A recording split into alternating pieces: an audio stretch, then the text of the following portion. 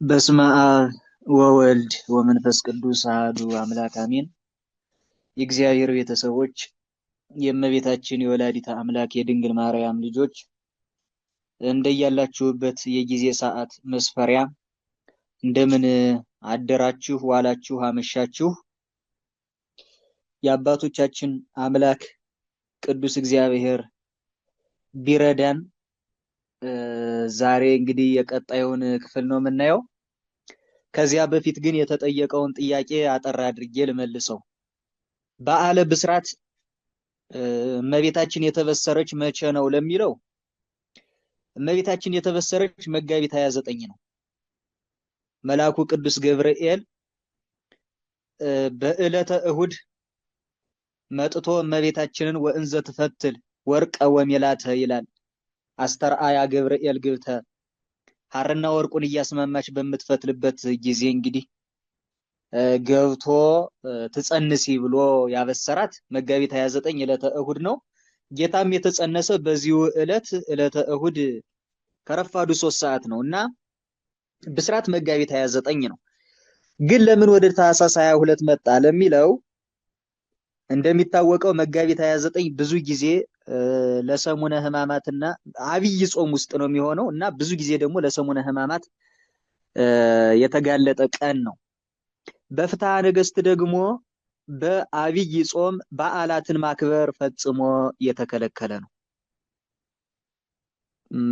በፍትሐ ነገሥታችን በአብይ ጾም ተድላ ደስታ የሚደረግበት ወቅት ስላልሆነ ታቦት ይዞ መውጣት ማክበር ፈጽሞ ስርዓት አልበኝነት ነው እና ለምን አሁን እያደረግን አይደለም እንዴ ልትሉኝ ትችላላችሁ። ስርዓት አልበኝነት ነው መልሱ። በአብይ ጾም ፍጹም የጽሞና ወቅት ነው። የቤተ ክርስቲያን ከበሮው ጸናጽሉ ሳይቀር የሚጾምበት ወቅት ነው እና በዚያ ምክንያት ነው ወደ ታኅሳስ 22 የመጣበት ምክንያት በአብይ ጾም ተድላ ደስታ ማድረግ ስለማይገባ ታኅሳስ 22 ቅዱስ ደቅስዮስ ዛሬ በዓሉን የምናከብርለት የእመቤታችን ተአምራቷን ሰብስቦ የጻፈው ቅዱስ ደቅስዮስ በታኅሳስ 22 እንዲከበር ያደረገ ስርዓቱን የሰራ ደቅስዮስ ነው። አንድም ከልደቱ በፊት ጽንስ ይቀድማል። ተወለደ ለማለት ተጸነሰ ማለት ይቀድማል። ስለዚህ በዓለ ልደቱ ተከትሎ የሚመጣ ስለሆነ ያንን ምስጢሩን ጠብቆ ብስራቱን በዚህ ዕለት እንዲከበር አድርጎታል። ልክ የመጋቢት አቦን ወደ ጥቅምት አቦ፣ መጋቢት መድኃኔዓለምን ወደ ጥቅምት መድኃኔዓለም አምጥተን እንደምናከብረው ሁሉ አብይ ጾም ላይ ስለሚሆኑ ማለት ነው። መጋቢት 29ንም ታኅሳስ 22 ላይ አምጥቶ አክብሮታል። ያ ማለት በጾሙ ወቅት በዓላቱ ምንም አይከበሩም ማለት አይደለም። ተድላ ደስታ ተደርጎ ግን አይከበሩም። በማህሌት በሽብሸባ ታቦት ይዞ በመውጣት ስለማይከበሩ ወደዚህ መጥቶ እንዲከበር ስርዓት የተሰራ በዚያ ምክንያት ነው እና መጋቢት 29ን መጋቢት 21ን ታኅሳስ 22ን በዓለ ብስራት እያለ ሶስቱንም ይጠራል። መጋቢት 29 እንደሚወለድ የተበሰረለትን ኢየሱስ ክርስቶስን ሲያይ አንድም ገብርኤል ወርዶ እመቤታችንን ያበሰረበት ቀን ስለሆነ፣ መጋቢት 21ን ብስራት ቢል የተበሰረችው እመቤታችን ስለሆነች ተበሳሪዋን ሲያይ አንድም የእመቤታችን ብስራት የእመቤታችን መበሰር የሁላችንም መበሰር ነውና ያንን ሲያይ፣ ታኅሳስ 22 ብስራት ነው ቢል አብሳሪውን መልአክ ቅዱስ ገብርኤልን ሲያይ ነውና ሶስቱንም እንዲህ አድርገው ብስራት እያሉ የሚጠሩበት ሁኔታ ሊኖር ይችላል። መልሱ ይሄው ነው። ወደ ነገረ አበው ወደ አቆምንበት ስገባ የአበው ዘመን በዋናነት እንግዲህ አበውን ከጊዜ አንጻር፣ ከቋንቋ አንጻር፣ ከቦታ አንጻርና ከይዘት አንጻር ድርሰቶቻቸውን እንከፍላለን። የአበውን ድርሳናት ከጊዜ አንጻር እንከፍላለን ድርሳኖቻቸውን፣ ከቋንቋ አንጻር እንከፍላለን፣ ከቦታ አንጻር እንከፍላለን፣ ከይዘት ወይም ከኮንቴንት አንጻር ደግሞ እንከፍላለን። የአበው ድርሳናት በእነዚህ በአራት መንገዶች ይከፈላሉ። የደረሷቸው ድርሳናት ከጊዜ አንጻር ቅድመ ኒቅያ እና ድህረ ኒቅያ ብለን በሁለት አበይት ግሩፖች እንከፍላቸዋለን። ከጊዜ አንጻር ጉባኤ ኒቅያ ማለት የቤተ ክርስቲያን የታሪክ መክፈያ ነው። ይሄ አንቲናይስን ፖስትናይስን እየተባለ ነው በፓትሮሎጂ ራሱ የሚከፈል። በነገረ አበው ጥናት ጉባኤ ኒቂያ የድንበር ነው መስመር ነው እና ጥንታውያን አበው ሲባል ራሱ ብዙ ጊዜ የሚመለከተው ከጉባኤ ኒቂያ በፊት የነበሩትን ነው።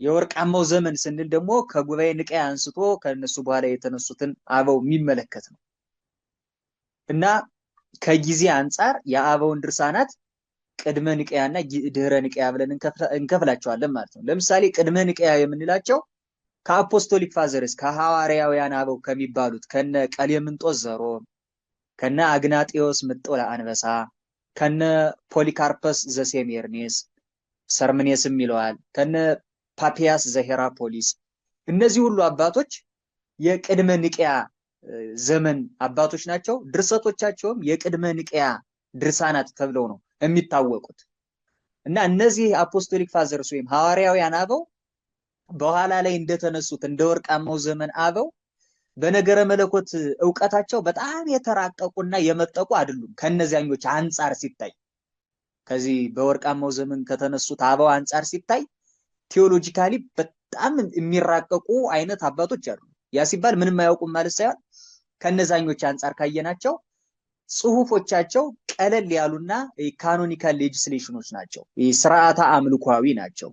ስለ ፍቅር፣ ስለ ትህትና፣ ክርስቶስን ስለመውደድ፣ ቤተክርስቲያንን ስለመውደድ እዛ ላይ ትኩረት የሚያደርጉ ናቸው እና ድርሰቶቻቸው ውስጥ አብዛኛውን የምናገኘው በክርስቶስ ፍቅር የሚቃጠል ማንነታቸውን እንጂ በነገረ መለኮት የሚራቀቅ ማንነታቸውን አይደለም ብዙ ጊዜ ድርሰቶቻቸው ውስጥ እንኳን የምናገኘው። ለምሳሌ ቅዱስ ቀሌምንጦስ ዘሮም ለቆሮንቶስ ምዕመናን የጻፈው ደብዳቤ አለ። የፈርስት ኮሪንቲያንስ ማን ነው ሀበሰባ ቆሮንቶስ የሱ የቀሌምንጦስ ዘሮም ማለት ነው እና በዋናነት ይሄንን መልእክት ሀበሰባ ቆሮንቶስን የጻፈበት ምክንያት በቆሮንቶስ የሚገኙ ወጣት ምዕመናን በእድሜ የገፉ ካህናትንና የቤተ ክርስቲያን አገልጋዮችን በጣም ናቋቸው። ለኛ የሚመጥኑ አይደሉም፣ ዘመኑን የዋጁ አይደሉም እያሉ ከአባቶቻቸው ስርዓት መውጣት እና ማናናቅ ጀመሩ ማለት ነው። ያ ብቻ ሳይሆን የራሳቸውን ወጣት ካህን እስከ መሾም ድረስ ደርሰው በታላላቆች ላይ አመጹባቸው እና በዚህ ጊዜ ቅዱስ ቀሌምንጦስ መንፈሳዊ አገልግሎት ማለት ምን ማለት እንደሆነ፣ ፍቅር እንደሚቀድም፣ መታዘዝ፣ ራስን ከኃጢአት ማንጻት እንደዚያ መሆን እንዳለበት እዚህ ኮሪንቲያንስ ላይ በደንብ ጽፎ ይነግራቸዋል ማለት ነው። እንግዲህ አገልግሎት ሲባል ይሄ መውደቅ መነሳቱ፣ ስግደቱ፣ ጾሙ፣ ጸሎቱ፣ ቤተክርስቲያን ገብቶ መጥረጉ ወይም ግንብ መስራቱ እሱ ነው ሰው ቶሎ የሚገባው። አገልግሎት ሲባል የሚመጣለትም ያ ነው። ቁም ነገሩ በዋናነት መጀመሪያ ሰውነትን የክርስቶስ ማደሪያ አድርጎ መስራት ነው። እግዚአብሔር መስዋዕተ ወቁርባነ ይፈቀድኩ ነው የሚለው። ቁርባንህንና መስዋዕትህን አልፈልግም ነው። ስጋ ከአንጽህ ሊተ ስጋህን አንጻልኝ ቀድስልኝ ነው። በኃጢአት እሱ ለራሱ ማደሪያ አድርጎ የሰራውን ሰውነት በኃጢአት ድማሚት እያፈረሱ ሲያበቁ ግንብ ሰራለታለሁ ማለት ሞኝነት ነው። አንዳንድ ጊዜ እንዲያውም ለቤተ ክርስቲያን እንቆረቆራለን የምንል ሰዎች ከቤተ ክርስቲያን ውጭ ነን። ቴዎሎጂካሊ ብንተነተን ከቤተ ክርስቲያን ውጭ ሆነን ነው ቤተ ክርስቲያን ውስጥ ያለን የሚመስለን። ንስሐ አባት የሌለው ቅዱስ ስጋውን ክቡር ደሙን የማይቀበል ሰው ለቤተ ክርስቲያን በቃ ተነካችሁ ብሎ እየየ ሲል ታዩታላችሁ። ይሄ ማለት እስላም ሆኖ ለቤተ ክርስቲያን እቀናለሁ እንደማለት ያለ ነው። መጀመሪያ ትልቁ ነገር ራስን ለክርስቶስ ለመንፈስ ቅዱስ ቤት አድርጎ መስራት ነው። በቃ ትልቁ ቁም ነገር እሱ ነው እና የቀሌምንጦስ ድርሳን ያየነው እንደሆነ እዛ ላይ ትኩረት ያደርጋል። በእኛ ቤተ ክርስቲያንም መጽሐፈ ቀሌምንጦስ የሚባል ከ80 አንዱ የሚመደብ አንድ መጽሐፍ አለው። በሌሎች አብያተ ክርስቲያናት እምብዛም አይታወቅም። ምናልባት እንግዲህ በአላውያን እየተወረሩ ብዙ ጊዜ ውድመትም ስለደረሰባቸው በዚያ ምክንያት ጠፍቶባቸዋል ብለው የሚሉ ሰዎች አሉ። ሊሆን ይችላል።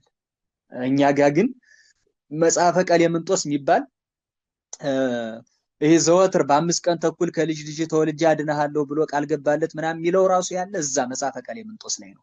ቁጥሩም ከ80 አንዱ ነው ማለት ነው እና የነዚህ የነ ፖሊካርፐስ የነ አግናጢዮስ ድርሳናት በሙሉ ቅድመ ኒቅያ በሚባለው የሚመደቡ ናቸው ማለት ነው። ድህረ ኒቅያ ብለን ስንል ደግሞ ከኒቅያ ጉባኤ በኋላ የተነሱ ሊቃውንት እነ ጎርጎርዮስ ዘንዚናዙ፣ እነ ባስሌዮስ ዘቂሳሪያ፣ ዘጎልደን ኤጅ ፋዘርስ እንዳጠቃላይ የወርቃማው ዘመን አበው እስከዚህ ዘመን ያለው በሙሉ ፖስት ናይስን ነው። ከጉባኤ ኒቅያ በኋላ ያለ የድርሳን እንትን ነው ማለት ነው። ሁለተኛ የአበው ድርሳን ከቋንቋ አንጻር ልንከፍለው እንችላለን። ከቋንቋ አንጻር በዋናነት የምስራቁ ዓለም ቋንቋና የምዕራቡ ዓለም ቋንቋ ብለን ልንከፍለው እንችላለን። በዚያን ዘመን በጥንቷ ቤተክርስቲያን በጣም ተጽዕኖ ፈጣሪ የነበረው ቋንቋ ግሪክኛ ነው።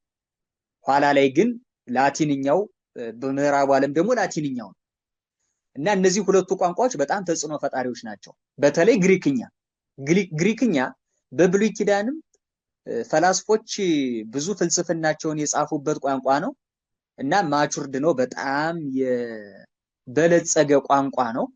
ቴዎሎጂካል ተርሚኖሎጂዎችን የመሸከም አቅሙም በጣም ጠንካራ ነው ግሪክኛ እና በዚያ ምክንያት ብዙ የቤተ ክርስቲያን ሊቃውንት በግሪክኛ ጽፈዋል። ለምሳሌ አትናቴዎስ ሐዋርያዊ ግብፃዊ ነው። ተወልዶ ያደገበት ቋንቋ ቅብጥኛ ነው ወይም ኮፕቲክ የሚባለው ቋንቋ ነው። ግን በኢንካርኔሽን ወይም በእንተ ተሰገወተ ቃለ እግዚአብሔር የሚለውን መጽሐፍ በእንተ ስጋዌን ሲጽፍ በግሪክኛ ነው የጻፈው።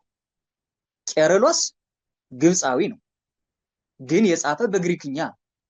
ሌሎችንም ሊቃውንት ብናይ የነ አፈወርቅን በሉት የነማን አብዛኞቹ የጻፉት በግሪክኛ ነው። ምክንያቱም ልክ በዚህ ዘመን እንግሊዝኛ ተጽዕኖ ፈጣሪ እንደነበረው በዚያን ዘመንም ግሪክኛ ተጽዕኖ ፈጣሪ ስለነበረ ማለት ነው ትምህርቱ በደንብ እንዲዳረስ ሊቃውንቱ ግሪክኛን ተጠቅመውበታል። አንዱ አሁን የኢትዮጵያ ቤተክርስቲያን አንዱ ትልቁ ደካማ ጎን በዚህ ዘመን ትምህርቷን በተለያየ ቋንቋ የሚያሳልጥላት የሚያሰራጭላት ብዙ ሰው የለም።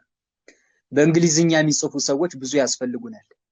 በፈረንሳይኛ የሚጽፉ ብዙ ሰዎች ያስፈልጉናል። በአረብኛ የሚጽፉ የሚሰብኩ የሚያስፋፉ ቋንቋ መሰረታዊ ነገር ነው።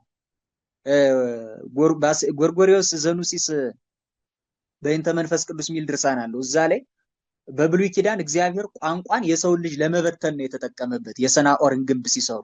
በአዲስ ኪዳን ግን ቋንቋን ለሐዋርያት የገለጠላቸው ሰውን ለመሰብሰብ በክርስቶስ አንድ አካል ለማድረግ ነው እና ቋንቋ መለያያ ሳይሆን በአዲስ ኪዳን መሰብሰቢያ ነው። ስለዚህ ሊቃውንቶቻችን እንግሊዝኛም መማር አለባቸው፣ ግሪክኛም ፈረንሳይኛም እንደዚህ መማር ያስፈልጋል። በተለይ በዚህ ቋንቋ ላይ ልምድ ያላቸው ሰዎችም ኢንቮልቭ ማድረግ መቻል አለባቸው። አሁን በየጉባኤ ቤቱ እየሄዱ ማስተማር ያስፈልጋል። ከጓሮ ከውጭ ሆኖ ሊቃውንቶቻችን ዘመኑን ይዋጁ አይደሉም ምንም አያውቁም እያሉ ከመናገር አንድ ኮርስ መያዝ፣ እንግሊዝኛ ቋንቋ ችሎታ ያለው አንድ ጉባኤ ቤት ላይ በሳምንት አንድ ቀን ሁለት ቀን ሄዶ እንግሊዝኛ ኤቢሲዲ ማያስተምር ምን ችግር አለ? ደግሞ የአብነት ተማሪ ጭንቅላቱ ለመያዝ የተከፈተ ነው፣ ብዙም ያስቸግር አይደለም። ጥቂት ስትነግሩት ወዲያው ነው የሚይዘው። በቅኔውም በምኑም አይምሮ የመያዝ እንትኑ በጣም እየዳበረ ስለሚሄድ በቀን 4-5 ገጽ ሸምድዶ የሚውል ሰው ኤቢሲዲ ቁም ነገር የለውም ለሱ። 2000 ምናምን ግስ በቃሉ እንደ ውዳሴ ማርያም የሚደግም ሰው ቁም ነገር አይኖረውም እና በ2 ዓመት በ3 ዓመት እንግሊዝኛ ላይ ኤክስፐርት የሆነ ሰው ማፍራት ይቻላል። አንድምታውን በእንግሊዝኛ መቀየር የሚችል ሰው ይቻላል ማፍራት ይቻላል። ግን በየግቢ ጉባኤው ያሉ ተማሪዎች ዩኒቨርሲቲ ሲማሩ ጎን ለጎን ባህር ዳር፣ ጎንደር እንግዲህ ጉባኤ ቤቶችም የሚበዙ እነዚህ ላይ ስለሆነ ማለት ነው እየሄዱ ቢያስተምሩ ጥሩ ነበር። አሁን ማየው እንግዲህ እኔም አንዱ የጉባኤ ቤት ሰው ስለሆንኩኝ ማየው ክፍተት አንዱ ይሄ ስለሆነ ነው እና ቋንቋ በጣም ወሳኝ ነው። ስለዚህ በግሪክኛ የጻፉ አሉ፣ በላቲንኛ ለምሳሌ የላቲን አበው ይሄ the father of Latin literature የሚባለው ማን ነው? ጠርጠሉስ፣ እነ ጅሮም ወይም ሄሮኒመስ እና አምብሮስ ሚላን ያው ታውቃታላችሁ፣ የጣሊያን ከተማ ኤስ ሚላን ምናምን የሚባለው ክለብ ያለበት የሱ ኤጲስቆጶስ የነበረ ነው አምብሮስ። እነዚህ ሁሉ እና አውግስቲን እነዚህ ሁሉ የጻፉ በምዕራቡ ዓለም ቋንቋ በምዕራቡ ዓለም ተጽዕኖ ፈጣሪ በነበረው በላቲንኛ ነው። በቃ ብቻ በዘመኑ ተጽዕኖ የፈጠረውን ቋንቋ ማወቅ ግዴታ ነው። የዘመኑን ቋንቋ ያልተረዳ ሰው የቤተ ክርስቲያን መምህር መሆን አይችልም።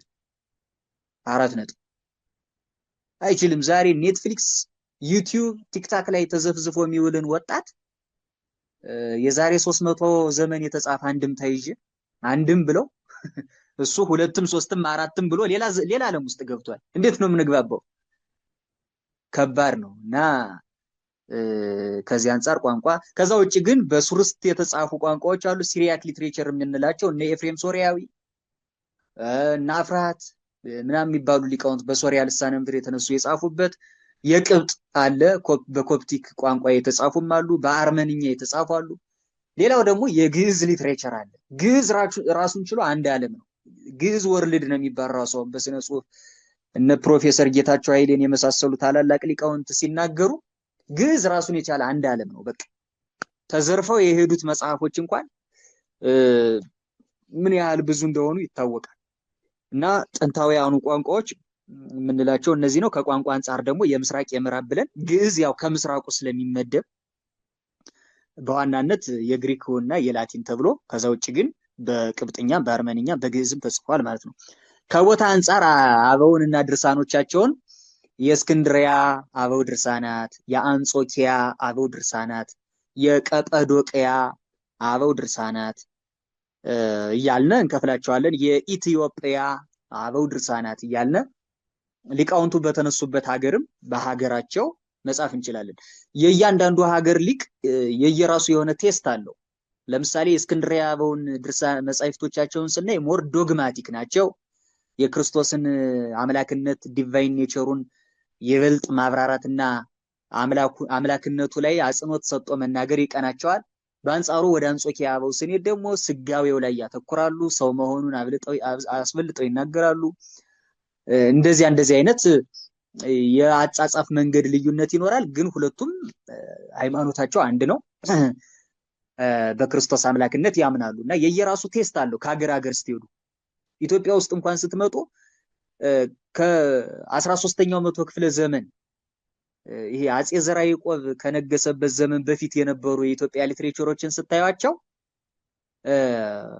የምስጋና ዶክሶሎጂ የሚባለው አሁን ድጓን ብናይ፣ ዝማሬ መዋሲቱን ብናይ፣ አንቀጸ ብርሃንን ብናይ፣ የቅዱስ ያሬድ ድርሰቶች ሌሎችንም ከሱ በኋላም ያሉትን ብናይ ዶክሶሎጂ ምስጋና ተኮር ምስጢር ማራቀቅ እዛ ላይ ትኩረት ይደረጋል። በአንጻሩ በአጼ ዘርዓ ያዕቆብ ጊዜ ደግሞ እነዚህ ደቂቀ እስጢፋኖስ ምናምን የሚባሉ ሰዎች ከተነሱበት ጊዜ በኋላ ያሉት ደግሞ ሞር አፖሎጄቲክ እየሆኑ ይመጣሉ። ዕቅበተ እምነታዊ ይሆናሉ። የእመቤታችን አማላጅነት ላይ ብዙ አጽንኦት ሰጥተው የሚናገሩ ይኖራሉ። ለምሳሌ መጽሐፈ ምስጢርን ማየት እንችላለን። አፖሎጄቲክ ነው። ሰዓታቱንም ስናየው አፖሎጄቲክ የሆነ ነገር አለበት። ምስጋና ብቻ አይደለም። ተፈስሒ ማርያሙን ብታዩት፣ መልካ ስዕሉን ብታዩት በመልካ መልኮቻችን ላይ ራሱ ጠንከር ካለ ተግሳጽ ጋራ መናፍቃንን የሚሞግት ነገር ሆኖ እናገኘዋለን ማለት ነው። እና የየሀገሩ ሊቃውንት ሲጽፉ እንዳሉበት ሀገር እንዳሉበት ፈተና ያንን ሪያክት የሚያደርግ ከዚያ ጋር የሚነጻጸር የሚገዳደር ነገር ይጽፋሉ ማለት ነው። ከዛ በስተመጨረሻ ከይዘት አንጻር ደግሞ ይከፈላሉ። የአበው ድርሳናት ከይዘት አንጻር የዕቅበተ እምነት መጻሕፍት የሚባሉ አሉ። አፖሎጄቲክ ቅድም ያልኳችሁ ለመናፍቃን መልስ በመስጠት ላይ ያተኮሩ አፖሎጄቲክ የሚባሉ አሉ። ለምሳሌ አፖሎጄቲክ የሚባሉ የቅዱስ ኤጲፋኒዮስ ፓኖሪዮን የሚባል መጽሐፍ አለው። ፓኖሪዮን ማለት ሜዲሲን ቺስት ማለት ነው። ሙዳየ መድኃኒት፣ የመድኃኒት ሙዳይ ማለት ነው። አሁን እሱ ፓኖሪዮን የሚባል ድርሰት አለው ቅዱስ ኤጲፋኒዮስ። በብሉይም በሐዲስም እስከሱ ዘመን ድረስ የነበሩ ኑፋቂዎችን ምንፍቅናቸውንና እንትናቸውን መልስ የሰጠበት ማለት ነው። የዮሐንስ ዘደማስቆ ኦን ሄረሲስ በእንተ መናፍቃን የሚል መጽሐፍ አለው ኦን ሄሬሲ። እና እሱም ደግሞ እስከ መሐመድ እስልምናን ጨምሮ ያው ከእስልምና በኋላ የተነሳ ሊቅ ነው እሱ። በነገራችን ላይ ከመሐመድ በኋላ ስለሆነ የተወለደ እስልምናን ጭምር ደፈርስት እንዲያውም የመጀመሪያው ይሄ በእስልምና ላይ የጻፈ የመጀመሪያው ቸርች ፋዘር የሚባለው ዮሐንስ ዘደማስቆ። እስልምናን ሄረሲ መሐመድን ደግሞ አንቲክራይስት ብሎ የጻፈ እሱ ነው። እስልምናን ኑፋቄ እሱን እንተናን መሐመድን ደግሞ ሐሳዊ መሲህ በሚል የገለጸው የመጀመሪያው ሰው ዮሐንስ ዘደማስቆ ነው። ከነሱ ዘመን በፊት ደግሞ ካየን አድቨርስ ኦፍ ሄረሲስ የሚል አለ። ሄሬኒዮስ ዘሊዮ ሊዮ ማለት እንግዲህ የጥንቷ ጎል እየተባለች የምትጠራ የፈረንሳይ ከተማ ናት። ጎል ያውኗ ሊዮ ማለት ነው፣ ፈረንሳይ ውስጥ ያለች ናት። እና እሱ ሄሬኒዮስ አድቨርስ ኦፍ ሄረሲስ ወይም አጌንስት ሄረሲስ መድፍነ መናፍቃን የሚል ድርሰት አለው። ወደ 5 ቮሊዩም የወልደ እግዚአብሔር የኢየሱስ ክርስቶስን የባሕርይ አምላክነት ለመመስከር የጻፈበት መጽሐፍ ነው። የሚገርመው ነገር መጽሐፉ ላይ በሙሉ ለሙሉ ሊባል በሚችል ደረጃ የኢየሱስ ክርስቶስን አምላክነት ለማስረዳት የሐዲስ ኪዳን ጥቅስ አልተጠቀመም። ሙሉ በሙሉ የኢየሱስ ክርስቶስን የባሕርይ አምላክነት የሚገልጠው የብሉይ ኪዳን መጻሕፍትን ተጠቅሞ ነው። ይሄ የእሱን መጽሐፍ ስናነብ አንድ የሚያስታውሰኝ ጥቅስ አለ። ዮሐንስ ወንጌል ላይ ሶበሰ አመንክም ወለሙሴ ኪያየኒ እምአመንክሙኒ እስመ ውእቱ ጸሐፈ በእንቲአየ። ሙሴንስ የምታምኑት ቢሆን ኖሮ እናንተ ደግሞ እኔን ባመናችሁ ነበር፣ እርሱ ስለኔ ጽፏልና ይላል። ሙሴ ስለ ክርስቶስ ነው የጻፈ እና መጻሕፍተ ኦሪትን ብትቀበሏቸው ኑሮ እኔን በተቀበላችሁ ነበር፣ እነሱ ስለኔ ይናገራሉና ነው። አንድ ሰው ኦሪትን በደንብ ከገባው ክርስቶስን የማይቀበልበት ምንም ምክንያት የለም። አይሁድ ክርስቶስን ላለመቀበል ያበቃቸው ኦሪትን ንባቡን ብቻ ይዘው መቅረታቸው ነው። ትርጓሜው ምስጢሩ ላይ ግን ቢሄዱ ክርስቶስን ነበር ኦሪት የምትነግረው። ለዚያ ነው ሄሬኒዮስ ከዚሁ ከአድቨርስ ኦፍ ሄረሲስ የኛ ሊቃውንት አመጣውልናል። ከአድቨርስ ኦፍ ሄረሲስ ምን ሚል አመጣዋል? ሃይማኖተ አበው ላይ ኦሪት ወነቢያት ወወንጌል ሰበኩ በክርስቶስ ከመ ውእቱ ተወልደ እምቅድስት ድንግል። ክርስቶስ ከድንግል ማርያም እንደሚወለድ ኦሪትም ነቢያትም ወንጌልም ሰበኩ ይላል። ክርስቶስን የባሕርይ አምላክነት ለማስረዳት የሐዲስ ኪዳን ጥቅሶችን ሳይጠቀም ሙሉ በሙሉ ሊባል በሚችል ደረጃ በብሉይ ኪዳን መጻሕፍት ሲሞግት እናገኘዋለን ብዬ ነው ያቆምኩና ከይዘት አንጻር የአበው ድርሳናት ዕቅበተ እምነታዊ ሊተርጂካል ስርዓተ አምልኳዊ ለምሳሌ የቅዳሴ መጻሕፍት፣ የጸሎት መጻሕፍት አባቶቻችን የሚደርሷቸው በእኛ ሀገር ወደ 14 ቅዳሴ ነው ያለን። እንደምታውቁት 14 ቅዳሴ ነው ያለን። በሌሎቹ አብያተ ክርስቲያናት እንግዲህ 2ም 3ም ያላቸው አሉ። እና እንግዲህ ከዚህ አንጻር ከይዘት አንጻር ደግሞ የዕቅበተ እምነት መጻሕፍት፣ የቅዱሳት መጻሕፍት፣ የአስራው ትርጓሜ መጻሕፍት፣ የስርዓተ አምልኮ ወይም ሊተርጂካል መጻሕፍት፣ ሴርሞን ስብከቶች፣ ደብዳቤዎች አባቶቻችን በጥንቷ ቤተክርስቲያን የሚናገሯት እያንዳንዷ ነገር ትጻፍ ነበር። የቀብር ስነ ስርዓት ላይ ተገኝተው የሚያስተምሩት ትምህርት ይጻፍ ነበር። ለፋሲካ የእንኳን አደረሳችሁ መልእክት ሲያስተላልፉ ይጻፍ ነበር። ያ ተጽፎ ነው የዛሬን ሃይማኖተ አበው ያደረገው። ለአሁኑ ግን ስለነበረን ጊዜ አባቶቻችን አምላክ ስሙ የተመሰገነ ይሁን። ስብሐት ለእግዚአብሔር።